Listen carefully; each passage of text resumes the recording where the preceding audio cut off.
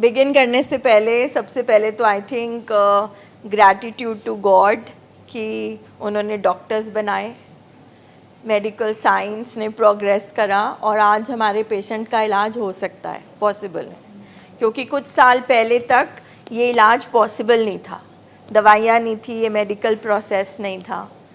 सो यहीं से सबसे पहले रिवाइज करते हैं कि डिज़ीज़ क्या है, ठीक है। WHO प्रोटोकॉल के अकॉर्डिंग, WHO डेफिनेशन के according, it is primary means, अब तक आपको रटे होनी चाहिए डेफिनेशन। प्राइमरी मीन्स जीन्स में है, अंदर ही, जन्मांद्रू, ठीक है। जैसे diabetes, hypertension, it is primary. It is chronic means लंबे समय का, क्रॉनिक। प्रोग्रेसिव मीन्स जो बढ़ता रहता है, आप नशा करो या ना करो, डिजीज बढ़ता रहता है। फेटल मीन्स जानलेवा इफ अनट्रीटेड। तो ये एक primary, chronic, progressive, fatal disease है इफ अनट्रीटेड। इस डिजीज का क्योर नहीं है। हाँ जी मैम, जब आप बोलते हैं बिल्कुल ठीक, तो ये मीटिंग्स होती इसलिए कि आप रिवाइज करें। 3 महीने बाद बिल्कुल ठीक हो जाए, बिल्कुल ठीक और WHO का डेफिनेशन मैच नहीं करता, ठीक है। ये बीमारी ख़त्म नहीं हो सकती, मगर ये बीमारी ट्रीट हो सकती है। इस बीमारी को मैनेज किया जा सकता है। जैसे डायबिटीज़ ख़त्म नहीं हो सकती, मगर डायबिटीज़ को हम मैनेज कर सकते हैं। तो don't forget this definition till medical science कुछ अमेजिंग चीज़ ऐसी डिस्कवर कर दे कि इसका क्योर भी हो जाए, ठीक है। बट टिल दैट टाइम ये डेफिनेशन अपने दिमाग में रखनी है कि ये बीमारी पेशेंट के अंदर है, ये उसका एक फिजिकल कंडीशन है, ठीक है। तो फिर जब हम बिल्कुल ठीक बोलते हैं तो हमारी एक्सपेक्टेशन क्या है। एक कार को हम वर्कशॉप में लेकर आए, क्या किसी वर्कशॉप में कार ब्रांड न्यू बन सकती है? नहीं बन सकती, मगर रिपेयर हो सकती है। जो कार का काम है वो कार का काम वो कर सकती है, ठीक है। तभी हम कहते हैं रिकवरी एक प्रोसेस है। I am a recovering addict, I am recovering continuous. ये एक प्रोसेस है। प्रोसेस क्या होता है? चलता रहता है, प्रोसेस चलता रहता है। प्रोसेस में आप आगे जाते हैं, प्रोसेस में आप पीछे भी जा सकते हैं, मगर हमारा क्या गोल है? प्रोसेस में आगे जाते रहना। जैसे आप आज एक दूसरे पड़ाव पे पहुंचे, है ना, आप ये अपनी शेयरिंग ज़रूर करें। आप पहले हॉस्पिटल आए, वहाँ से रिलेटेड जो डाउट्स थे सारे आपने डिज़ीज़ को एक्सेप्ट किया, माना और आप आगे चले। फिर आप 3 मंथ्स के प्रोसेस में आए। 3 मंथ्स में 2 मंथ्स के बाद आपके बच्चे को लीव दी गई, बच्चा घर में गया, बच्चे ने प्रोग्रेस करी इससे पहले भी, ठीक है, इम्प्रूवमेंट करी, मगर पेशेंट घर गया और पेशेंट ने घर जाते ही थोड़ा सा आप एक्सप्लेन करें सो दैट ये आपसे जो पीछे हैं उनको थोड़ा सा रियलाइज हो। वो जब बच्चा घर पे गया तो उसने डिनाइल किया कि मैं ये माइक, थोड़ा सा माइक दे दो, लेट्स सी इफ, हाँ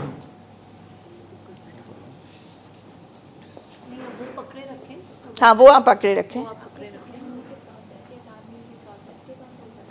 2.5 महीने के बाद ना हम एक छोटा सा it's a training program. Training में हम स्किल सीखते हैं। जैसे हमने ट्रेनिंग ली सिलाई कढ़ाई की, हमने ट्रेनिंग ली इंजीनियरिंग की, उसके बाद जो हमने ट्रेनिंग में सीखा उसको अप्लाई भी करना है ना प्रैक्टिकली। तो अब जब वो छोटा सा लीव बनाते हैं, it's a kind of practical to see कि जब बच्चा पेशेंट बाहर जाएगा तो वो अपने स्किल्स यूज़ कर पाया, वो अपनी ट्रेनिंग को इस्तेमाल कर पाया, उसको क्या क्या प्रॉब्लम आई। तो हाँ जी, जब बेटा घर पे 2.5 महीने के बाद गया तो हमने उससे पहले यहाँ पे होते हुए पूछा था कि बेटा आप जा तो रहे हो घर पे, क्या आप वापस आओगे? तो उसने कहा हाँ मैं वापस आऊँगा, लेकिन उसकी आंखें जो बैक एरिया है वो झूठ था। मैंने कहा चलो ठीक है, हम इसको घर पे लेके जाते हैं। जब हम घर पे लेके गए तो वो एक दिन तो ठीक रहा, फिर कहता है कि मम्मी मेरा मुझे ना फ़ोन दे दो, मैं अपना कुछ लोन वगैरह पे करना है। हमने उसको फ़ोन दिया कि लोन वगैरह पे करके अपना वापस फ़ोन देगा, लेकिन उसने फ़ोन जैसे हाथ में लिया तो उसको वो क्रेविंग हुई कि मैं अपना फ़ोन यूज़ करूँ, इनको मैं वापस ना दूँ। जबकि इंस्ट्रक्शन थी कि फ़ोन यूज़ नहीं करना। हाँ जी। फिर उसके बाद जैसे उसने पॉकेट में डाला, कहता हाँ आज तो मज़ा आ गया कि फ़ोन। हमने देखा ठीक है कोई बात नहीं, अभी इसको 2 दिन ऐसे ही रहने देते हैं, देखते हैं। लेकिन सेकंड डे फिर उसने ये कहा कि मैं वापस नहीं जाऊँगा, कि अगर मेडिसिन लेनी है तो आप दोनों जाओ और मैं वहाँ पे नहीं जाऊँगा, आप मुझे वापस छोड़ आओगे। तो मैंने कहा नहीं बेटा देखो, वापस तो आपको जाना पड़ेगा, आप किस तरह से जाएंगे वो आप देखो। तो उसने कहा नहीं मैं तो नहीं जाऊँगा, चलो ऐसे करता हूँ, मैं हर्मिटेज नहीं जाऊँगा, मैं आगे हॉस्पिटल चला जाऊँगा, वहीं से मेडिसिन लेके वापस आ जाऊँगा। मैंने कहा चलो ठीक है। तो मैंने अपने हस्बैंड को कहा कि आप उसको लेके जाओ, मैं पीछे से इसका बैग सामान जो भी है मैं लेके आती हूँ, क्योंकि ऐसे तो बात बनेगी नहीं। हमने अपने हस्बैंड के साथ उसको यहाँ पे भेजा भाटिया हॉस्पिटल में, और मैंने अपने ड्राइवर के हाथ उसका बैग पैक किया और भेज दिया पीछे बस से, बाई बस आया ड्राइवर। और हॉस्पिटल में जाके फिर वो कहता है कि यहाँ पे तो कुछ गड़बड़ है, कि गाड़ी बाहर खड़ी है, मुझे तो ये करेंगे हमला। तो थोड़ा टाइम चलता रहा सब कुछ। मैंने श्वेता मैम को कॉल कर दी, मैंने कहा मैडम आपका पेशेंट आ रहा है और आप देखो वो 10 और 10:15 के आसपास पहुंच जाएगा, कि आप कैसे उसको संभालते हो। मैंने अपना पेशेंट आपके पास भेज दिया। तो यहाँ की टीम ने सभी ने तैयार होकर फिर उसको वहीं पे ही समझाया, प्यार से यहाँ पे लेके आए। फिर कहता है चलो ठीक है मैं करवा लेता हूँ ये ट्रीटमेंट अपना, उसके लिए वो फिर तैयार हो गया। लेकिन फ्राइडे को जब मेरे पास वो कॉल करता है तो ये कहता है कि आपने ये मेरे साथ ना ठीक नहीं किया। तो मैं थोड़ी सी घबरा गई, है ना, माँ हूँ, थोड़ी घबराई कि बच्चे के दिमाग में ये ना हो जाए कि मेरा बच्चा मुझे लेके थोड़ा गुस्से में आए, घर पे जाएगा तो मैं उसको कैसे संभालूंगी। तो थोड़ा टाइम मैं 2 दिन ऐसी पीड़ा में रही कि कैसे करूं। फिर मेरी नमिता मैम से बात हुई तो उन्होंने कहा कि नहीं इसको ये ठीक है, ये रिकवरी में है, कि ये इस तरह थोड़ा के सा क्वेश्चन वैसे कर ऊंचा रहा बोल लीजिए, वहाँ ठीक आवाज़ नहीं आ रही है। ओके। हाँ जी, आप ले लो माइक। हाँ जी। तो फिर मेरी उनसे बात हुई तो ये कहते कि ठीक है ये अपने आप रिकवरी में जाएगा, ठीक है जिसका क्वेश्चन सही, आप घबराओ मत। बस उसी टाइम मैं थोड़ा सा स्ट्रॉन्ग हुई कि नहीं घबराना नहीं है, अगर आज मैं घबरा जाती हूँ तो आगे संभालना बड़ा मुश्किल होगा मेरे लिए। तो ये सब कुछ हमने किया उसके लिए। इनके पूरे एग्जाम्पल में इसको एनालाइज करते हैं हम, ठीक है। सबसे पहली बात तो a big round of applause for this family, big round. देखो फैमिली की ट्रेनिंग क्यों ज़रूरी है, इसलिए ज़रूरी है। अगर इस फैमिली ने ट्रेनिंग में जो सीखा उन स्किल्स को अप्लाई नहीं किया होता तो इनका बच्चा रिलैप्स होके फिर आता, ठीक है, फर्स्टली। सेकेंडली ये बिल्कुल पैनिक नहीं हुए, हाय तूने फिर नशा कर लिया, अभी तो 2.5 महीने रहा है, तू तो ये कह रहा था, तू तो वो कह रहा था, ये तो इलाज ही ख़राब हुआ, या हमें फ़ोन आ जाते कि आपने क्या ट्रीटमेंट किया है, ठीक है। ऐसा कुछ नहीं हुआ। इन्होंने सीखा था कि दिमाग हमारा इतने सालों से झूठ बोलना सीख चुका है, फिक्स्ड होना सीख चुका है। जो दिमाग है, जो बीमारी है, वो बार बार थोड़ी थोड़ी देर बाद पेशेंट को क्रेविंग के रूप में आती है और उसको पीछे लेकर जाती है। इन्होंने उसके साथ भी आर्ग्यू नहीं किया, डिस्कस नहीं किया, बस असर्टिव होके टफ लव यूज़ किया कि बेटा आराम से जाना है या फिर हम कॉल करें, ठीक है। इसमें एक बात और भी हुई मैम, जैसे हम यहाँ से लेके गए उसे तो हम अमृतसर गुरुद्वारे में चले गए मत्था टेकने। तो वहाँ पे हमने 50 रुपीज़ उसको दिए कि आप प्रसाद ले आओ। प्रसाद जैसे लेके आया, 10 रुपीज़ का प्रसाद था, 40 रुपीज़ उसने अपनी पॉकेट में डाल लिए। वहीं से मुझे थोड़ा हुआ कि हाँ ठीक है ये वेरी गुड। उन्होंने नोटिस कर ली ये चीज़, आ गया ना वो झूठ सीक्रेट रखना। लिप के लिए पैसे इसकी पॉकेट में गए, ठीक है रिलैक्स हुए, हम रास्ते में रुके, वहाँ पे चाय कॉफ़ी वगैरह पी।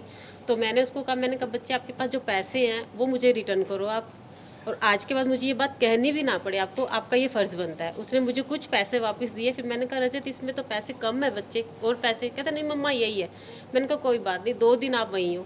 तो मैंने घर पे जाके भी ऑफिस में ये अपने मतलब कि मेरे हस्बैंड के साथ ऑफिस में गया, वहाँ पे भी मैं कैमरे पे बिल्कुल लाइव रही कि ये कब फैक्ट्री से बाहर जाता है, क्या ये कुलिप लेने के लिए जा रहा है। फिर मुझे हुआ कि नहीं अभी मुझे वहीं पे पहुँचना चाहिए, मैं इसका ख्याल रखूँ। सडनली मैं भी वहीं चली गई, उसके साथ पूरा टाइम स्पेंड किया, बट उसको वो मौका नहीं दिया हमने कि वो कुलिप लेके आ सके। Amazing this thing of tough love and assertiveness. आप ये सारा एनालाइज करें कि आप मतलब किस तरह से फैमिली को डील करना है, क्योंकि बीमारी ने इतनी जल्दी नहीं जाना है, इसको टाइम लगना है। तो मतलब जब पेशेंट की बीमारी जागेगी तो फैमिली उसमें पैनिक ना करे। मतलब दी ओनली थिंग जो आपने करनी है ना, जो इनकी शेयरिंग से है, जैसे देखो ये सब कुछ आपको आता है, जैसे आप सभी मदर्स हो, है ना, जब हम बच्चा चलना सीखता है हम क्या करते हैं, ठीक है, दूर से बैठते, जब नया नया चलता है वो क्या करता है, दूर से बैठ के देखते हैं ना, ये चलेगा, गिरेगा तो मैं हूँ, ठीक है, 2 कदम चल ले, 4 कदम चल ले, ऐसे ही करते हैं। सेम वही चीज़ हम ऑब्जर्व करते हैं, और वही चीज़ आपने, अब आपका बच्चा आज रिकवरी में चलना शुरू हुआ है, ठीक है, तो वो डगमगाएगा भी, गिरेगा भी, आपने सिर्फ ऑब्जर्व करना है, आपने असर्टिव रहना है, टफ लव दिखाना है। उसका मतलब ये नहीं है, जैसे कि मैम ने बोला कि इन्होंने पैनिक नहीं किया, ठीक है, वहीं पे लड़ाई हो सकती थी अगर इन्होंने ट्रेनिंग प्रोग्राम्स ना लिए होते, ठीक है, वहीं पे प्रोवोकिंग हो सकती थी।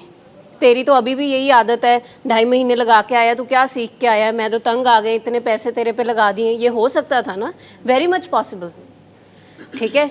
सिर्फ और सिर्फ ये ट्रेनिंग प्रोग्राम्स इन्होंने डे 1 से कोई भी ऐसी मीटिंग, कोई भी ऐसा टॉपिक इन्होंने नहीं छोड़ा, अपने काउंसलर से भी डिस्कस करते रहे ये कॉन्स्टेंटली, कि हमारे बच्चे के जनरल मीटिंग्स भी अटेंड करी, पर अपने बच्चे के स्पेसिफिक इश्यूज भी इन्होंने काउंसलर के साथ किए कि हमारे घर पे क्या क्या चीज़ें हो सकती हैं।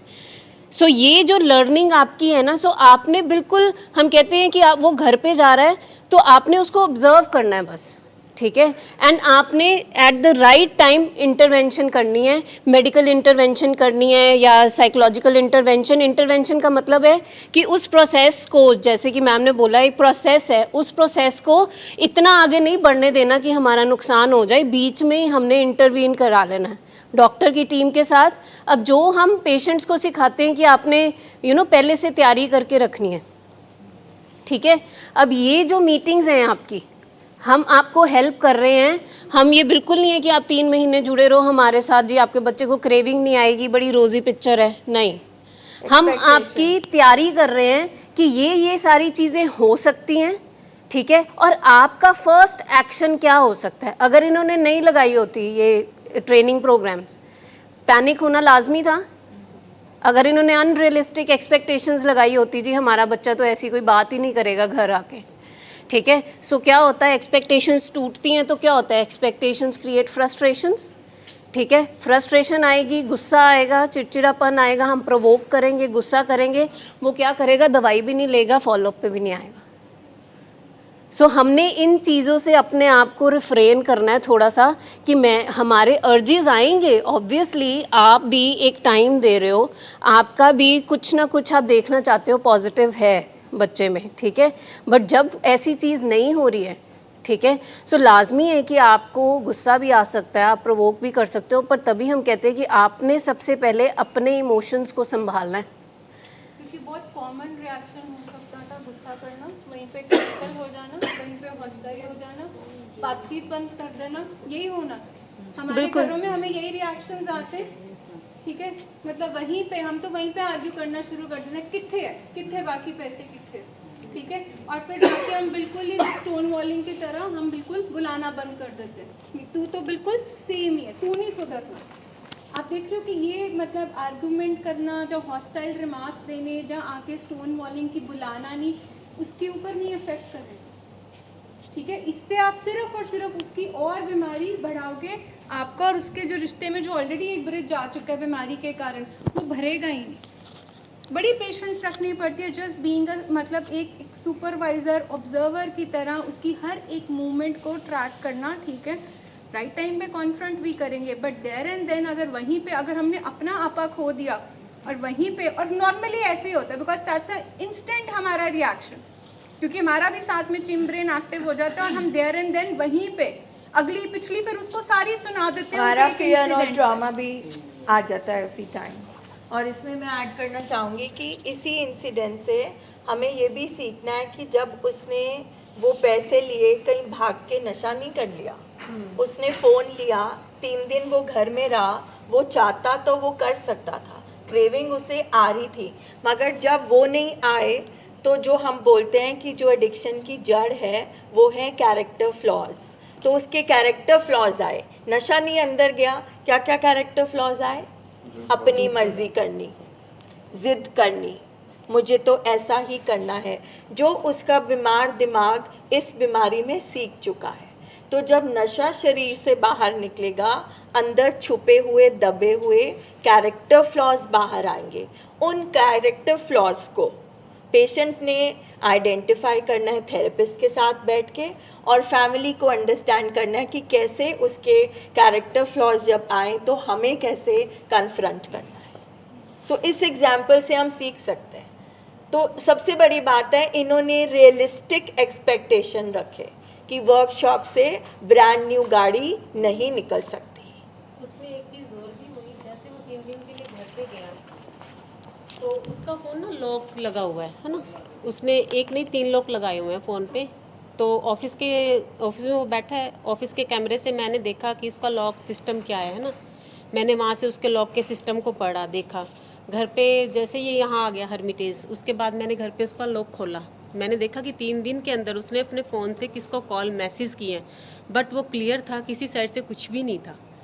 कुछ इस तरह से भी मैंने उसका ख्याल रखा। इम्प्रूवमेंट हाँ, कि वो इमीडिएटली उसने नहीं किया, वो थोड़ा हो सकता है अपनी तरफ से मैनेज करने की कोशिश कर रहा हो। 3 लॉक्स लगाने, that's a clear signal. Secret life इसका मतलब बीमारी से पहले connected के थे effect। वो, हाँ। बीमारी के पहले। मतलब एक फोन पे 3 लॉक, एक लॉक तो समझ आता है कि हाँ चलो सिक्योरिटी पर्पस के लिए हमने लगा दिया, बट हर ऐप पे आप देखते हो, हाँ जी। कई बार तो हर ऐप पे आपका लॉक लगा होता है। तो दैट क्लियरली शोज कि ये जो सीक्रेट लाइफ है कि कोई मतलब बिल्कुल भी मेरे मन में चोरी है तो मैं लॉक लगा के ही रखूंगी, ठीक है। तो 3 लॉक्स इस क्लियर सिग्नल की अभी भी करेक्टर डिफेक्ट अंदर है। यानी कि अभी भी पेशेंट बीमार है। आप क्या कहना चाहते हैं?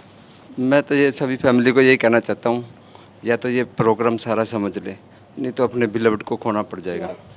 Very true, very. ये बिल्कुल सच्ची बात है, हमें अवेयर होना पड़ेगा। अगर हम अवेयर नहीं हुए ना तो पेशेंट तो हमारा गलती कर ही जाएगा कहीं ना कहीं। और सर आपने बहुत काम किया है, you are a very very weak father, weak and soft. नहीं, मैंने काम नहीं किया, हर्मिटेज ने मेरे को अवेयर कर दिया। एक्शन तो आपने किया ना। से आज के दिन में नहीं, हर्मिटेज ने से मैं बहुत सीखा हूँ, समझा हूँ, मेरे को पता चल गया भी मैंने कहाँ पे गलती करी, और मैं इसलिए तैयार भी हो गया भी मैं बदलूँ। क्योंकि अगर मैं नहीं बदलता तो फिर सर काम नहीं होगा। इम्प्रूवमेंट का स्कोप ही वहाँ होता है जहाँ आप गुंजाइश रखती हो। मतलब हमारे पास जब बहुत सारे कई बार फैमिली मेम्बर्स आते हैं, वी नो इट ऑल, सानू पता जी मुंडे ते ही काम करो, ठीक है। इसका मतलब उन्होंने तो चैप्टर ही क्लोज कर दिया इम्प्रूवमेंट का। So this is readiness and very welcoming attitude कि जो हमें फैमिली से चाहिए, क्योंकि हम सब परफेक्ट नहीं हैं। बीइंग अ साइकोलॉजिस्ट ऑल्सो हम भी परफेक्ट नहीं हैं क्योंकि हम सबसे पहले एक ह्यूमन है, human nature is part of that. तो ये चीज़ हमें सबसे इम्पॉर्टेंट चाहिए कि रेडीनेस, आपकी विलिंगनेस टू इम्प्रूव, कि बच्चा तो ठीक हो ही रहा है, मुझे भी अपने स्ट्रेंथ्स और वीकनेसेस को बहुत ध्यान से देखना है कि अगर मेरे अंदर जो वीकनेसेस हैं उसको मैं कैसे ठीक करूँगा अपनी स्ट्रेंथ्स के साथ। और इससे हम इस इंसिडेंट से हम ये भी सीखते हैं कि जब हम बोलते रहते हैं टाइम दो टाइम दो टाइम दो, टाइम के साथ ही होगा। प्रोसेस में हर फेज़ का एक टाइम होता है। अब अगर आपने केक बनाना है तो जितने टाइम अंदर उसको अवन में रख के बेक करना है वो उतने टाइम में ही होगा, उससे जल्द पहले आप निकालेंगे तो वो कच्चा रह जाएगा। और दूसरी बात, इन्होंने एक्शन कर दिया मगर इनके दिमाग ने भी फियर्स, इनसिक्योरिटी सीखा है। फिर इनका फ़ोन आया, अब मैं बच्चे के अगेंस्ट गई, ठीक है, जबकि ये पहले भी बच्चों के अगेंस्ट जा चुकी हैं यहाँ पे ज़बरदस्ती करके, मगर इनके भी तो चीज़ें बाहर आ रही थी। तो इन्होंने कॉल करके क्लैरिफाई किया बच्चे के थेरेपिस्ट के साथ, मेरे साथ कि मैम कहीं वो मुझसे रिजेंटमेंट तो नहीं रख लेगा, कहीं वो मेरे अगेंस्ट तो नहीं हो जाएगा। That was a mother speaking. So again going back to that कि जब ब्रेन में जब तक खराबियाँ रहेंगी, डिसऑर्डर रहेगा, वो ऐसी बात करेगा, जब नहीं रहेगा तो वो ऐसी बात नहीं करेगा। प्लस जिस दिन से आप आए थे अब तक वो आगे ही बढ़ा है ना, पीछे तो नहीं गया। सो दिस शोज दैट वो इम्प्रूव कर रहा है मगर उसको टाइम लगेगा। Help I would like to add कि आई रिमेंबर कि जब आप आए थे एंड मेरे को बाहर मिले थे, है ना, सो आपने बोला था कि मैम वाकई जो आप बताते हो ना मीटिंग्स में, बीमारी बिल्कुल वैसी हुई है। क्योंकि कहीं ना कहीं क्या होता है कि हम इतने अटैच्ड होते हैं अपने लव्ड वन से, हमें भी कहीं, क्योंकि हम कहते हैं कि ये बीमारी ना भुलेखों की बीमारी है, हमें बहुत जल्दी भुलेखा हो जाता है यार सब कुछ ठीक हो गया, ऐसे लगता है भाई ये तो बिल्कुल सारा तो काम कर रहा है, बिल्कुल सब ठीक हो गया है ना। जब वो फैक्ट्री में गया हाँ। उसने सारा काम जो बिल काटने और सब काम ऐसे कर रहा है सुबह से लेके शाम तक। बुलेका तो मेरे भी हाँ। आया था। So हम तो फिर कहते उसकी हैं- आंखें बता रही थी ना अभी है बीमारी। सो हम कहते हैं ये झांसा देने वाली बीमारी है, तो जो ये दिखता भुलेखों है की। वो नहीं है, हाँ। जो नहीं है तो फर्स्ट स्टेटमेंट ही इनकी ये थी कि मैम जो आप बताते हो ना बीमारी बिल्कुल वैसी है। सो क्या है कि इस प्रोसेस में पेशेंट को तो क्लैरिटी आएगी ही आएगी कि उसकी बीमारी कैसे उसको दोबारा झपेटा मारने की कोशिश कर रही है, फैमिली को भी क्लैरिटी आएगी, तभी हम कहते हैं ये लीव्स बनी हैं या फॉलोअप्स बने हैं।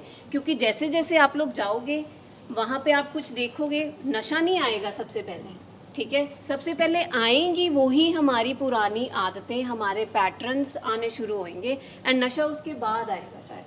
So, यहाँ पे इट्स वेरी इंपॉर्टेंट कि जब हम कहते हैं बीमारी की अंडरस्टैंड क्या करना, पेशेंट की बारी बाद में है, यू हैव टू अंडरस्टैंड कि बीमारी का नेचर कैसा है, बीमारी का कोर्स कैसा है।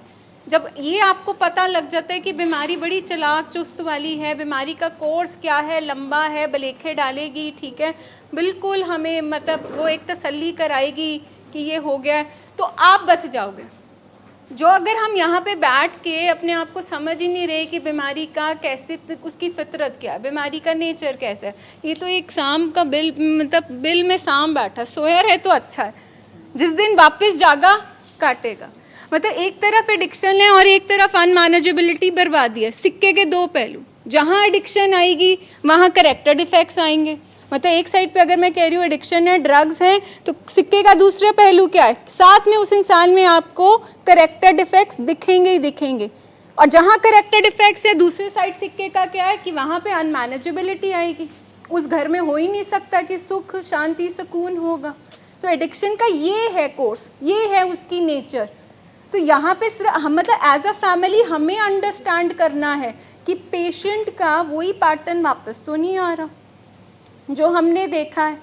ये पेशेंट आज जो मुझे थ्रेट कर रहा है, जहाँ पेशेंट कह रहा है ग्रज में लेके बैठा हूँ, पेशेंट कह रहा है रिजेंटमेंट्स है, इसका मतलब कहीं ना कहीं तो उसने अपने आप को ब्लॉक करके रखा हुआ है, कहीं ना कहीं तो वो रिजिड है। क्योंकि एक नॉर्मल इंसान चीज़ें लेट गो करने के लिए तैयार होगा, ठीक है। जो फिक्स्ड है, मेंटल हेल्थ की बात करें तो क्या बोलते हैं, फ्लेक्सिबल होगा, एडजस्ट करेगा। हमारे पेशेंट्स कहाँ फ्लेक्सिबल है, हमारे पेशेंट्स कहाँ एडजस्ट करते हैं। तो ये आपको एक वार्निंग साइन नहीं दिखता कि कुछ ना कुछ तो गड़बड़ है इसमें। तो ये ट्रेनिंग आप लोगों की कि बीमारी के जैसे जैसे आप कोर्स को समझोगे, उसकी फितरत को, उसकी नेचर को समझोगे, उतना ही रियलिस्टिक एक्सपेक्टेशंस आप लोग रख पाओगे ट्रीटमेंट से भी और अपने पेशेंट से भी। अगर उसकी कैपेसिटी आज अगर 2 किलो की है और मैं एक्सपेक्ट कर रही हूँ कि ये 3 महीने के बाद जाके वो 10 किलो का बाहर उठा ले, इसका मतलब बीमारी का नेचर और कोर्स मैंने नहीं समझा, मैंने कैसे एक्सपेक्ट कर लिया, ठीक है। और इस प्रोसेस में अगर हमने अपने डर के ऊपर काम नहीं किया, बिकॉज फैमिली को एक फैमिली फेयर ड्रिवन होती है, हम कहते हैं रिकवरी आपको तब होगी जब आप अपने फेयर के ऊपर काम करोगे। और फेयर कब कम होगा, जब हम अपनी तैयारी करेंगे। सिंपल, एक बच्चे को एग्ज़ाम में अटेम्प्ट एग्ज़ाम करने के लिए डर बहुत ज़्यादा होगा अगर उसने तैयारी नहीं करी है, ठीक है। हाँ, जिसने पूरी तैयारी करी है उसका फियर रैशनल होगा, मीन में 4 to 6 के बीच में होगा कि वो अटेम्प्ट कर पा रहा है, he is confident also, but fair वो एक अननोन का वो थोड़ा सा है, बट इतना ज़्यादा फेयर नहीं है कि उसने उसको पैरालाइज ही कर दिया, बिल्कुल पैरालिसिस हो गया उसको कि वो सोच नहीं पा रहा, कुछ एक्ट नहीं कर पा रहा। अब इनका फियर बिल्कुल जायज़ था, बट अगर वो फियर इनके ऊपर हावी हो जाता कि हाय अगर मैं लेके जाऊंगी ये ना हो ये आके मेरे से खुंदक निकाल ले और नशा कर ले, ये कर ले, इसका मतलब इनके फियर ने इनको घेर लेना था और बिल्कुल इनको कोई सोचने की शक्ति नहीं देनी थी उस टाइम पे, ठीक है। और हमने क्या करना है कि अब इनकी तैयारी थी इसलिए इनका फियर थोड़ा सा साइड लाइन था। क्योंकि आप बहुत कांस्टेंट ओवर फेयर ड्रिवन से चलोगे ना तो आप उनकी स्पाई करते रह जाओगे, कित्थे गया, कि वे प्रोवोकिंग आ हाँ, जाएगी, बिल्कुल। इनेबलिंग आ जाएगी, आप बिकॉज बिल्कुल मतलब आपको लगेगा आपके पास काम ही नहीं है, आप तो मतलब एक विजिलेंट ऑफिसर की तरह एक्सपायर करने के लिए माहिर हो गए, ये स्किल आ जाएगी फिर। दूसरी बात प्रोसेस की बात कर रहे हैं ना, तो जैसे डॉक्टर एक किसी भी बीमारी के ट्रीटमेंट के बाद ना मतलब कुछ वार्निंग साइंस देता है, इन चीज़ों का ध्यान रखना, 7-8 महीने बाद ये करा लेना। तो आज प्रोसेस की बात कर रहे हैं ना, तो आपको एग्जाम्पल देते हैं कि हमारे पेशेंट ने बहुत अच्छा यहाँ 3 महीने का प्रोग्राम किया, उसके बाद फॉलोअप भी किए, उसके बाद वो हॉस्पिटल मीटिंग में भी आता रहा, ठीक है। मगर क्योंकि ये प्रोसेस में अभी था और उसकी सुपरविज़न हट गई, मदर चले गए उसके बाहर, उसका ओवरडोज हो गया। ये आपको एग्जाम्पल दे रहे हैं कि जब हम बार बार बोलते हैं ये प्रोसेस है, ये प्रोसेस है, आपको कड़वा लगे, सच्चा लगे, झूठा लगे, दिल आपका दुखे, मगर ये बीमारी ही कुछ ऐसी है, इसके डायनामिक्स ही कुछ ऐसे हैं। और प्रोसेस में जब तक पेशेंट उस मुकाम तक नहीं पहुंच जाता, जब वो अंदर से अपनी लाइफ को सेलिब्रेट करे, अंदर से वो दिल से ऑनेस्टली रिकवरी करे, तब तक हमें उसका साथ देना है।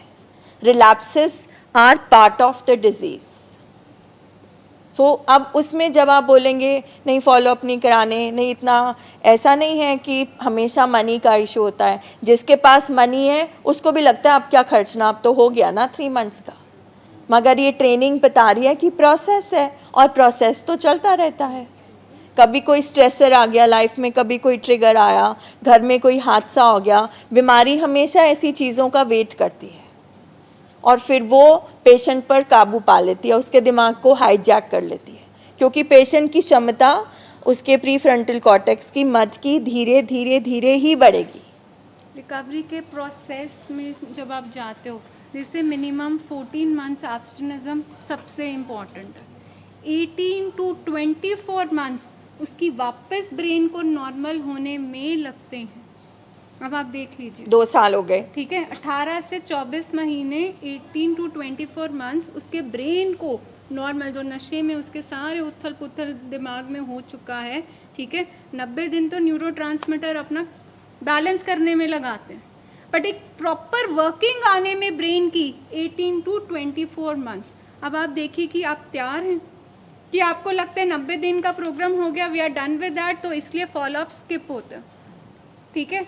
मिनिमम मतलब हम हमेशा कहते हैं कि पहली स्टेज एब्स्टिनिज्म मेंटेन होगी, ठीक है, उसके बाद नेक्स्ट स्टेप पे हम चलते हैं। और हो सकता है कि पेशेंट घिर जाए। घिरने का मतलब ये नहीं है कि पेशेंट लूज़र था, ट्रीटमेंट उसका बिल्कुल इन वेन चला गया, जहाँ साढ़े कर्म खराब है, नहीं।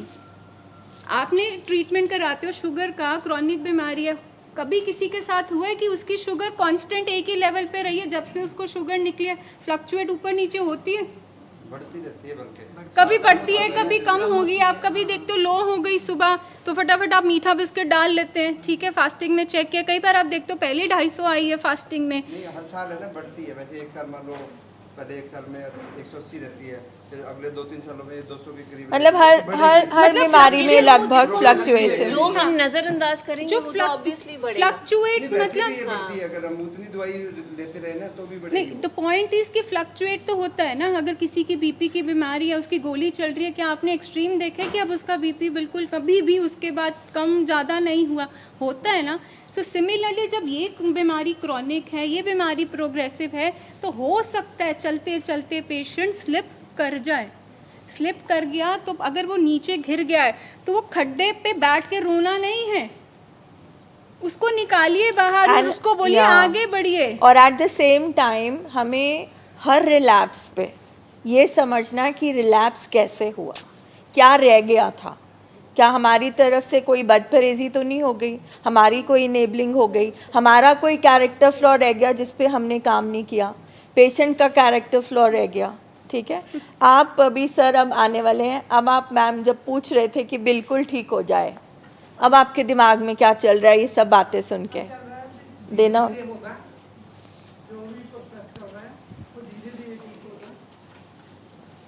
आपकी जल्दी, आपका कालापन, आपकी बेचैनी आपके पेशेंट को नुकसान पहुंचा सकती है। इसलिए बोलते हैं टाइम, पेशेंस एंड सरेंडर। ये 3 कैप्सूल पहले फैमिली को खाने पड़ेंगे। Time, patience and surrender. और जल्दी किस बात की है?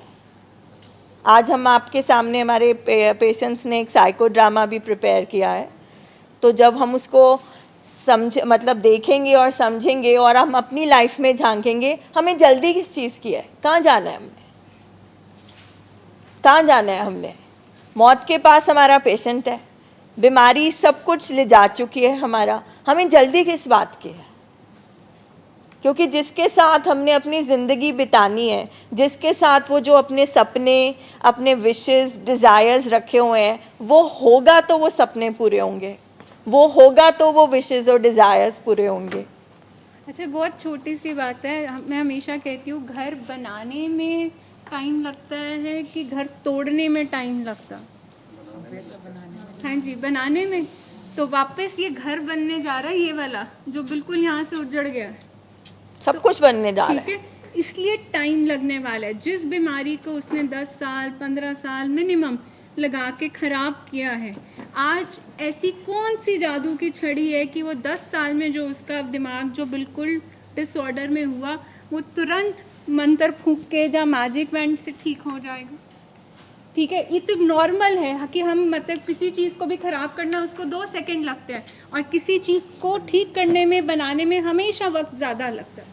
तो पहली चीज़ जो मैम कह रहे हैं, टाइम, पेशेंस, सरेंडर, तो प्रोसेस का मतलब ही मैम ये है, कुछ चीज़ इनविजिबल हो रही है जिसको कुछ वक्त लग रहा है, आपको लगेगा कुछ नहीं हो रहा, बट प्रोसेस का मतलब ही यही है, इनविजिबली बहुत कुछ अंदर अंदर हो रहा होता। और वो हमें इसलिए नहीं दिखता क्योंकि हमारी जो एक्सपेक्टेशन है वो यहाँ है। इम्प्रूवमेंट हो रही है, माइक्रो चेंजेस, थोड़ी थोड़ी थोड़ी, अच्छा वो हमें महसूस भी हो जाती है, बट हमारी तलब ज़्यादा की है, कहीं हमारी क्रेविंग तो नहीं हिंड्रेंस ला रही। और मैम यहाँ पे एक बड़ा इम्पॉर्टेंट इशू एड्रेस करना चाहूँगी, आई नो कि आप भी अग्री करोगे, कि अगर मेरा ट्रीटमेंट से पेशेंट यहाँ 3 महीने रह के गया, 100 डेज रह के गया, अगर फैमिली का घर जाके ट्रीटमेंट से कोई भी और चीज़ की तरफ ध्यान चला गया, नॉन इश्यूज़ के ऊपर, ठीक है, चाहे वो फॉलोअप है, चाहे वो टाइम है, चाहे वो आपका आना जाना है, चाहे वो पैसा है, वो चीज़ें हमारा ट्रीटमेंट ख़राब करती हैं, ठीक है। अब वहाँ पे क्या है कि ऐसे जो छोटे छोटे इश्यूज़ हैं ना, वो फैमिलीज़ इग्नोर कर देती हैं, और ये हमने देखा हुआ है, मेरी टीम यहाँ पे खड़ी है, हमने देखा हुआ है, पेशेंट ने घर जाके बियर पीनी शुरू कर दी, ठीक है, वाइफ ने हमें नहीं बताया जस्ट बिकॉज वो 15 दिन रख ना ले, ठीक है, वो टेस्ट ना करा ले, ठीक है, उसने आके हमें बताया कि नहीं नहीं मैम बहुत अच्छा है, काम पे जा रहे हैं, एवरीथिंग इज़ गुड। पेशेंट ने अपनी मैनिपुलेशन रखी, यार एक ही तो बियर लेती है, उनमें 100 खाना मैं नहीं पीऊँगा, ठीक है, क्यों? क्योंकि वाइफ के कुछ इश्यूज होंगे जो अनरिजॉल्व होंगे, वो उनमें फंस गई। ट्रीटमेंट किसका ख़राब हुआ? हमारे पेशेंट का, ठीक है। सो अगर हम यहाँ से 3 महीने बाद भी, ठीक है, हम ना भूलें कि हम यहाँ पे पहले दिन क्यों आए थे, हम कभी ना भूलें हम पहले दिन हम क्यों कभी आए ना थे। भूलें, कभी ना भूलें। नॉर्मली यही होता है कि 1 वीक एक्शन को फैमिली, मतलब जब पेशेंट यहाँ से जाता है उसके पहले वीक एक्शन को फैमिली हमेशा कवर अप करती है। अब इनके वो केस देयर एंड देन कभी आपके काउंसलर की नोटिस में नहीं लेकर आते। वो कहते कि कोई बात नहीं, पेशेंट कहता है कि हाँ एक चांस दे दीजिए, ठीक है, तेनों मेरा वास्ता, मैं दोबारा नहीं करांगा। क्योंकि फैमिली का डिस्कम्फर्ट है ना, बिल्कुल फैमिली को फिर आना, फिर टेस्ट कराना। बिल्कुल इनके केस में आपने देखो छोटी छोटी चीज़ें ऑब्जर्व की और सब हमारी नोटिस में लेके आए, ठीक है। हो सकता है ना ये चीज़ें अनगैली कर सकते थे, यार फ़ोन ही तो खोला है, मैंने चेक कर लिया, इसने किसी को फ़ोन तो किया ही नहीं, पैसे ही पास में रखे हैं, कुछ लिया तो नहीं, रहा तो साथ ही ना। अब इन्होंने वो चीज़ का बिल्कुल नॉन इश्यूज़ की तरफ ध्यान नहीं दिया कि अगर हम डॉक्टर को बुलाएंगे, अब इनके बेटे का हमने टाइम एक्सटेंड किया है, कुछ नहीं, बिकॉज पेशेंट के सरेंडर से पहले हम कहते हैं हमें फैमिली का सरेंडर चाहिए, और सरेंडर का मतलब है कि पूरा हम बिल्कुल तिनका हम बिल्कुल ट्रांसपेरेंट डॉक्टर को बता दें, उसके बाद जो वो डिसीजन ले रहा है उसमें हमारा कोई इफ एंड बट नहीं है। ये जो आप पहले ही स्टैंड्स में कवर अप, हाइड, लाए करना शुरू करते हो, वहाँ से बीमारी मुझे बताओ बढ़ेगी कि कम होगी? अच्छा, हम दोनों की बीमारी जाग गई ना, उसकी क्रेविंग आई, नशा कर लिया, आपकी वही पुराना पैटर्न वापस आ गया, अच्छा माफ कर दिया, ओके।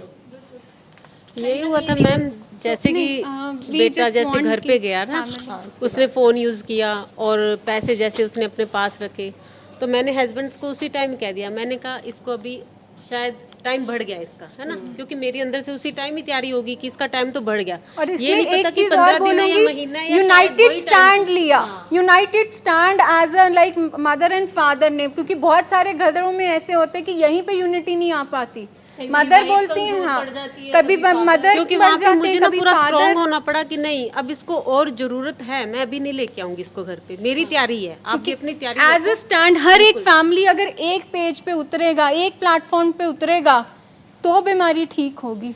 अगर आप कमज़ोर पड़ जाते, ये कहते कुछ, तो वो डिवाइड एंड रूल वाला हिसाब होना था, स्प्लिट हो जाना था, बताएं कि ना बताएं, आप तो खुद ही दोनों एक ग्राउंड पे नहीं आए। सो ये बहुत ज़रूरी चीज़ें हैं कि 3 महीने बाद भी हम घर पे क्या लेके जा रहे हैं। मेरा वो टारगेट जो है ना, बुल्स आई हम कहते हैं, मेरा वो टारगेट से निगाह नहीं हटनी चाहिए कि मेरा टारगेट सिर्फ ये है कि मैंने ट्रीटमेंट मेरी फर्स्ट प्रायोरिटी होनी चाहिए। और टारगेट लाइफ लॉन्ग है। अगर WHO की डेफिनेशन है क्रॉनिक डिजीज नो क्योर, पूरी ज़िंदगी वाली बीमारी, तो अवेयरनेस और ट्रीटमेंट और रिकवरी प्रोसेस में भी पूरी उम्र रहना है।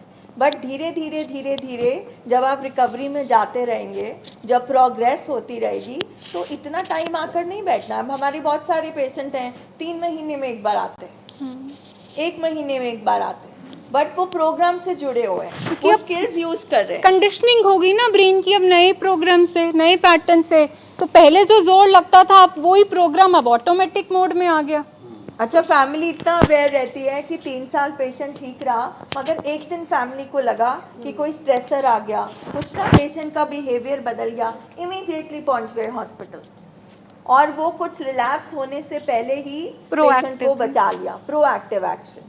तो अब हम पूछेंगे कोई क्वेश्चंस, कोई भी आपके दिमाग में, so we want the families, ठीक है, आपके मन में कोई भी क्वेश्चन है या आप शेयरिंग रिगार्डिंग, करना चाहते हैं, प्लीज डू। ठीक है, बिल्कुल नहीं है, हाँ जी, है ना। जैसे इस टाइम तो पेशेंट जैसे कि घर पे बोला कि मैं वापस नहीं जाऊंगा, मैंने किसी तरह से उसको हॉस्पिटल में भेज दिया, बाय चांस अभी मैं उसको वापस लेके जा रही हूँ घर पे, और घर पे जाने के बाद वो बिल्कुल क्लियर कर दे कि मैं तो अब मेडिसिन लेने भी नहीं जाऊंगा। फॉलोअप तो वो मना ही कर रहा है कि मैं नहीं करूंगा, लेकिन मेडिसिन भी लेने नहीं जाऊंगा, आप दोनों जाओ, तो उस टाइम हम मैम क्या सेम, करें? कुछ नहीं और word, 1 word answer, same. That means बीमारी अभी भी बहुत है। जैसे जैसे पेशेंट एक्शन कर रहा है, बीमारी अंदर तक घुसी हुई है, पक गई है। सेम करना है, अपने टीम की हेल्प लेनी है। आप एनी विच वे हम हेल्प करेंगे, आपको बताएंगे नहीं होगा कैसे तो आप help हमने कर पिकअप सर्विस तो दी ही है, हमने आपका नंबर्स तो दिए ही हैं, ठीक है, वो पिकअप सर्विस तो हम आएंगे लेने। द थिंग इज वो तब होता है जब फैमिली का पूरा हमें सपोर्ट होता है। और आसान नहीं है, बहुत सारे सिटीज़ में फैमिलीज रिक्वेस्ट कर रही है कि आप होम सर्विस हेल्प प्रोवाइड करो, हम अपने पेशेंट्स को नहीं ला पा रहे। It's very difficult, very difficult. हाँ जी, क्वेश्चंस? एनीबॉडी एल्स प्लीज पीछे मानव की दीजिए। मम्मा, एनी क्वेश्चन? बिकॉज आप एक चाहे question। नए हो, हाँ जी, चाहे हाँ जी सर, पुराने, दीजिए। सबके सवाल हैं। मैं कल है ना डॉक्टर साहब को लाइव सुन रहा था, डॉक्टर साहब कह रहे थे कि हम यहाँ पे नशा नहीं छुटा रहे, हम पेशेंट का कैरेक्टर फॉल्स ठीक कर रहे हैं। तो फैमिली उसके अंदर क्या सहयोग करे, कैसे पता चले कि पेशेंट के अंदर ये कैरेक्टर फॉल्स है, फैमिली उसके अंदर कैसे सहयोग करे? आपको दिख गए ना सर? अब आप खुद बताएंगे, हम नहीं आंसर देंगे इसका। तो ये मेरे को तो एक दिखा उसके अंदर ज़्यादा कि वो झूठ बोलता अभी भी, और इस डिनाइल, इंसिडेंट में कितना कुछ दिख गया, जिद्दी है जिद्दी है, डिनाइल कर रहा है। और कहते हैं कि जब भी एडिक्ट मुंह और खोलता तो है झूठ बोलता है। नहीं, उन पर काम नंबर कैसे 1 करें? जो मेरा फाउंडेशन question- कैरेक्टर मेरा डिफेक्ट question की है है वो कैरेक्टर डिफेक्ट। हाँ, मैं कैसे सहयोग करें, फैमिली कैसे सहयोग करे, मेरा क्वेश्चन ये है। फैमिली सहयोग ऐसे करेगी जैसे आप यहाँ पे बैठे हो, ये आप सहयोग कर रहे हो पेशेंट, यस, क्योंकि आप जैसे जैसे आपकी नॉलेज इस बीमारी के बारे में पढ़ रही है, अब कोई अनजान फैमिली होती वो उसके करेक्टर फ्लॉज देख ही ना पाती। आप इसी वे में सहयोग कर रहे हो अपने पेशेंट को कि आप उसको देख पा रहे हो, उसको सही जगह ट्रीटमेंट में लेके आ पा रहे हो, उसकी काउंसलर को, उसकी टीम को बता पा रहे हो, ताकि और वो उस आप पे काम कर असर्टिवली कन्फ्रंट कर रहे हो कि बेटा वो 40 रुपए वापस दे दो, बस। उसमें आपने उसे लेक्चर नहीं सुनाया, उसकी बेइज्जती नहीं करी बेटा है, तो आपने उसके कैरेक्टर फ्लॉ को कन्फ्रंट कर दिया और उसने 40 रुपए वापस दे दिए। उसका नेक्स्ट जो फॉलो अप प्लान बना दैट इज योर सहयोग। हाँ जी, क्वेश्चंस? मानव की मम्मा, आपने कुछ नहीं पूछना, कुछ नहीं शेयर करना? ठीक है। हाँ जी मैम। हाँ जी। मैम मुझे ना कल परसों जो मैंने मीटिंग सुनी थी उससे एक क्वेश्चन था। आपने शेयर किया था कि जब मैं कहीं जाती थी तो मैं अपने हस्बैंड के लिए अपना सारा बैग पैक कर लेती थी आपने। तो मैम ये सेम चीज़ मैंने भी की। जिस दिन हम लीव पे गए थे तो मैंने था सेंटर फ्रेश ले ली, ये ले ली, कि क्योंकि मुझे at the back of mind ये पता था कि इनकी जो कूलिप की क्रेविंग है वो बहुत ज़्यादा है। तो ये फैमिली को इस चीज़ को कैसे हैंडल करना तो चाहिए? ये मैं कोडिपेंडेंसी में शेयर कर रही थी कि जब मेरे हस्बैंड ट्रीटमेंट में नहीं आए थे तब भी मैं उनका ज़रूरत से ज़्यादा ध्यान रखना, कंफर्ट देना, इनेबल करती थी, कंट्रोल कर रही थी कि किसी तरह से मैं सिचुएशन संभाल लूँ। Yes, ma'am. मगर जब वो रिकवरी में गए, मेरा पैटर्न वही रहा। मेरा पैटर्न रहा कि अच्छा अब हमने कहीं जाना है, चलो शुगर फ्री रख लो, अच्छा ये ना बादाम रख लो, क्रेविंग आ जाएगी। तो मैंने अपने हस्बैंड को तो शेयर करने का मौका ही नहीं दिया। Yes, मैंने नहीं सिखाया, वो मेरे हस्बैंड को करना था शेयर। Okay, ये नहीं कि वो शेयर नहीं करते थे, पर out of my fear, out of my codependency मैं पहले से ही सब तैयार रख लेती थी। तो मैंने नशा गया, नशे की जगह मैं आ गई। मैंने अपने हस्बैंड को अपने ऊपर डिपेंडेंट बना दिया। तो फिर मैंने क्या सीखा? फिर मैंने अपनी कोडिपेंडेंसी पे वर्क किया कि हमें अल्टीमेटली पेशेंट को एम्पावर करना है। हमारा और आपका क्या गोल है? पेशेंट को एम्पावर करना। हाँ, शुरू में हम उसका हाथ पकड़ के चलेंगे, मगर एक दिन वो हाथ छोड़ना पड़ेगा ओके मैम।